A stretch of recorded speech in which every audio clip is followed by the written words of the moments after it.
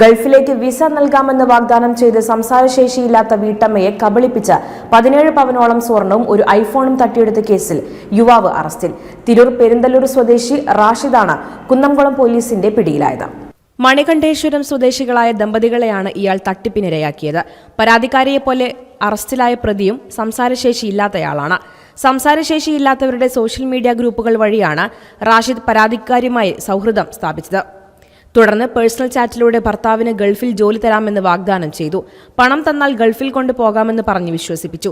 പിന്നീട് ഇരുവരും തമ്മിലുള്ള ചാറ്റ് ഭർത്താവിനെ അറിയിക്കുമെന്ന് പറഞ്ഞ് ഭീഷണിപ്പെടുത്തിയ ശേഷം വീട്ടമ്മയെ കുന്നംകുളത്തേക്ക് വിളിച്ചു വരുത്തി 17 പവൻ സ്വർണവും ഭർത്താവിന്റെ ഐഫോണും തട്ടിയെടുത്ത് സ്ഥലം വിട്ടു.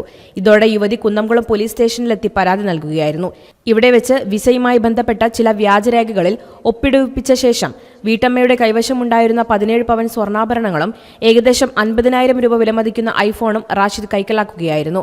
ഈ സ്വർണം ഒരു നിക്ഷേപം മാത്രമാണെന്നും വിസ ലഭിച്ച് യാത്ര പുറപ്പെടുന്ന സമയത്ത് സ്വർണവും പണവും തിരികെ നൽകാമെന്നും ഇയാൾ തെറ്റിദ്ധരിപ്പിച്ചു.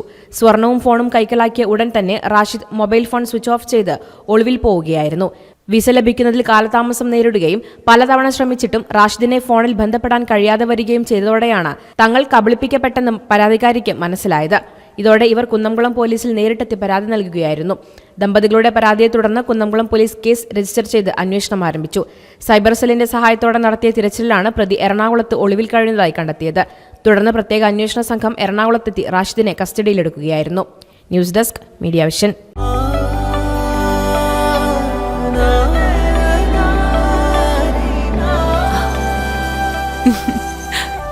ആചാരങ്ങളും ആഘോഷങ്ങളും പലപ്പോഴും പലതാണ്.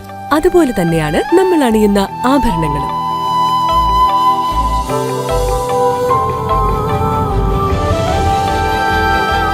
ജീവിതത്തിലെ ഓരോ നിമിഷങ്ങളും അവിസ്മരണീയമാക്കുന്നു ആസാദ് ഗോൾഡ് ആൻഡ് ഡയമണ്ട്സ്.